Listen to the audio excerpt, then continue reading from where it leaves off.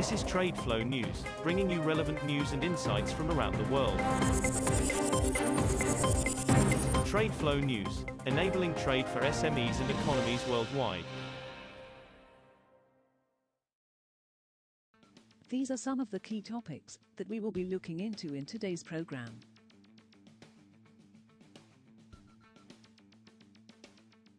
First, let's take a look at the overnight headlines which are impacting the commodity markets.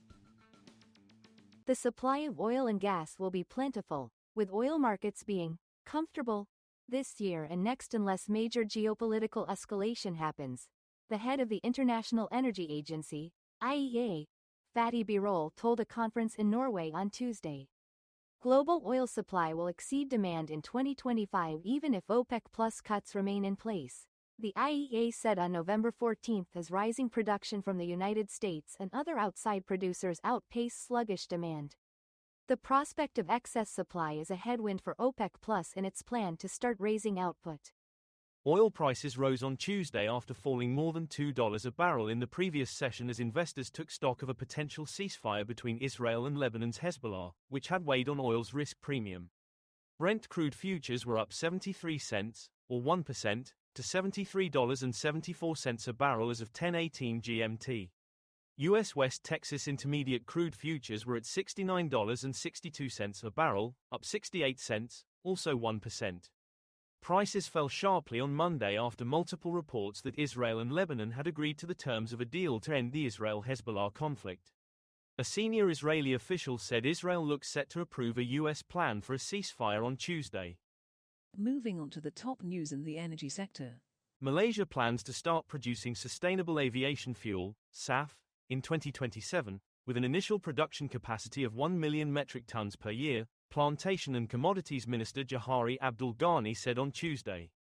The production capacity will gradually increase based on factory output and feedstock availability, the minister told Parliament. Malaysia, the world's second-largest palm oil producer, is in a strategic position to become one of the world's leading SAF producers, he said. Turkey is in talks with the United States to secure a Russia sanctions waiver so it can continue paying for natural gas imports, Energy Minister Alparslan Bayraktar said late on Monday. These sanctions will affect Turkey. We cannot pay. If we cannot pay, we cannot buy the goods. The foreign ministry is in talks, Bayraktar told reporters in Ankara. Referring to previous waivers when Washington sanctioned Iran, he said Turkey needs something similar when it comes to Gazprombank in order for it to secure supply. Next, we have the top news in metal markets. The global platinum market will be in a structural deficit for a third consecutive year in 2025 as mine supply remains constrained despite rising recycling and a 1% decline in demand, the World Platinum Investment Council, WPIC, said on Tuesday. The WPIC, whose members are major Western platinum producers, expects the global market to show a shortfall of 539,000 troy ounces of platinum next year compared with a revised estimated deficit of 682,000 ounces this year. The market is facing the third year of pretty material deficit in 2025, with automotive demand expected to grow to an 8-year high and jewelry demand to rise for the second year in a row after bottoming out, said Edward Stirk, head of research at the WPIC. Copper prices dropped modestly on Tuesday after incoming U.S. President Donald Trump provided details of proposed tariffs on top metals consumer China, which were lower than expected. 3-month copper on the London Metal Exchange was down 0.3% at $9,019 per metric ton by 10:30 GMT, pairing losses after touching an intraday low of $8,958. On Monday, Trump pledged an additional 25% tariff on all products from Mexico and Canada from his first day in office, and 10% tariffs on goods from China.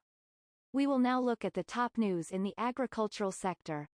U.S. winter wheat crop conditions rose for a fourth straight week and improved by more than expected after timely precipitation across the Plains Farm Belt this month, according to weekly U.S. Department of Agriculture, USDA, crop conditions data released on Monday.